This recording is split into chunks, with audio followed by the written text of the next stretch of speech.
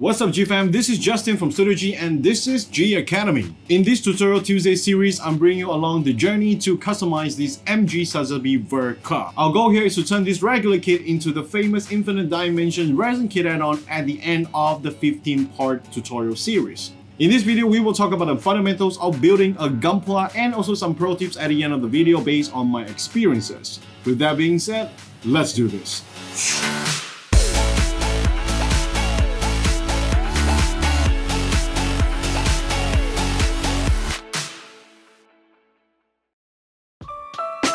The main tool for building a Gunpla or any model kit would be a nipper. The quality of the nipper does not affect the quality of your build at the end, but having a good set of nippers will definitely make you more efficient and save you a lot more time. If you don't have any nippers at all, you can always use a nail clipper instead, just like what I did with my Banshee video on my Studio G's channel. Go check it out. Next would be your hobby knife. They can be super sharp and you can cut yourself just by looking at it, so please be extra careful. And mainly we will use the hobby knife to cut the nub flush to the surface before we proceed to sanding. Speaking of sanding, here comes the sanding tools, which is the third basic tool that you need to build a Gunpla. Typically, there are two types of sanding tools to be used on different surfaces. The stick solid type would be used on flat surfaces, while the soft, spongy, foam type would be used on curved surfaces. Start by unboxing the box and get all the runners out from the plastic bags, and then if they are too much for you to handle, get a masking tape and also a Sharpie to start labeling your runners.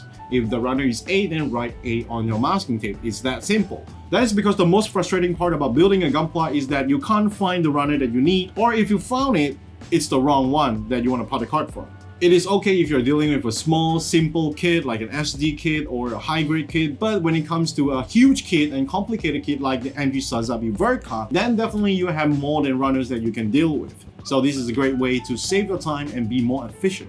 Once you're done labeling them, put them in your own choice of organizer. My organizer is the one that you use in office, you know, like those office folder type of organizer. It's just that simple. You can find them in any stationery stores. Now, this is the most exciting part. I usually work with two types of nippers with very different functions. If you notice, I will usually use my almost broken old Tamiya, old rusty nipper to cut away from the part itself, and then only I will trim it down flush to the surface using a good nipper like the one from God Hands or from this bay. There's no trick to this, just follow the instruction, be patient, and cut one at a time.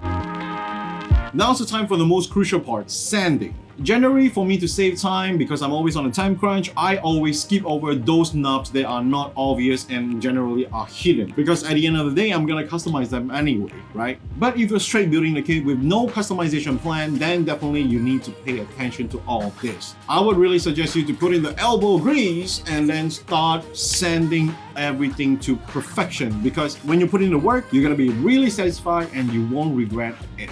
Remember this, if you are sanding flat surfaces, then use a sanding stick or a solid type. If you are sanding curved surfaces, then use the foam/sponge type. I usually start with 600 grit and then move on to 1000 grit and then move on to 1005 or 2000 straight away. And if 2000 is not enough to finish off the part back to its original state, then use 3000 instead.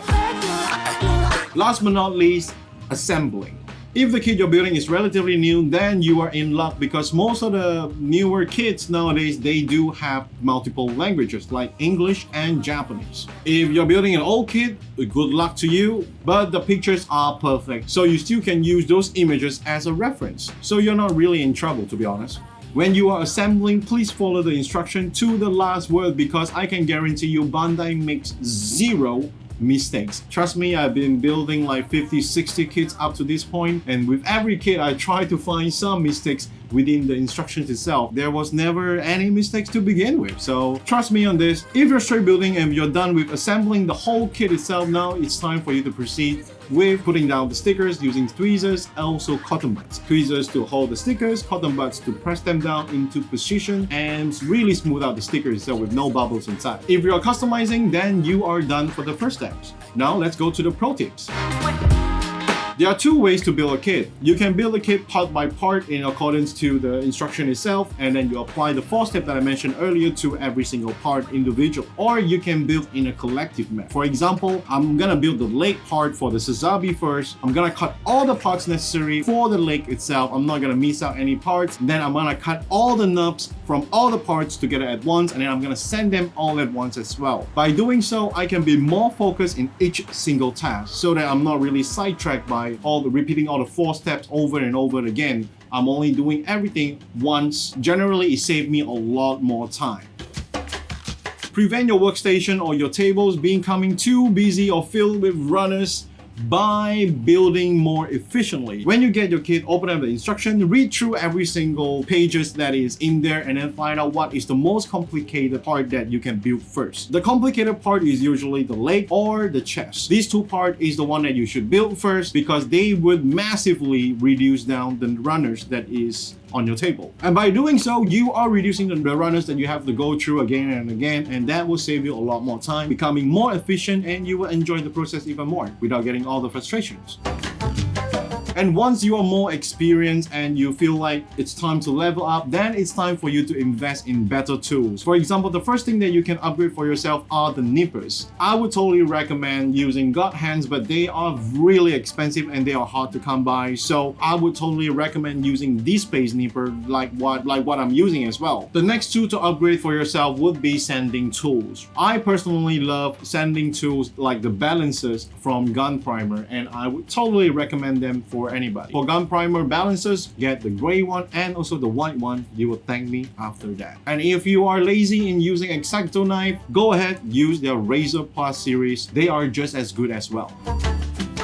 All of the tools I mentioned and I use will be linked down in the description. And also, if they don't ship to your area, then don't worry. Just use the links as a reference to your shopping list. Now I have a question for you. Do you guys want super honest reviews on all the tools and possibly kits that I built? Let me know down in the comments below. If so, I'll definitely put in more effort into making all these reviews and honest reviews. Super honest reviews! Just for you guys, and possibly also hire video editors come on board with me to work on G Academy's content. That's all for now, guys. Thank you for watching, and I hope you guys learned something today. If you guys liked the video, let me know by smashing the like button 2021 style. If not, you can gently just click it. Doesn't really matter. Do what you like. Subscribe to the channel as well to motivate me even more to create even more content just for you guys. And last but not least, please share this video to a friend in need. Thank you very much. Never stop building. I'll see you guys on the next one. Bye-bye. Bye. On time. Does not matter because it does not. Okay.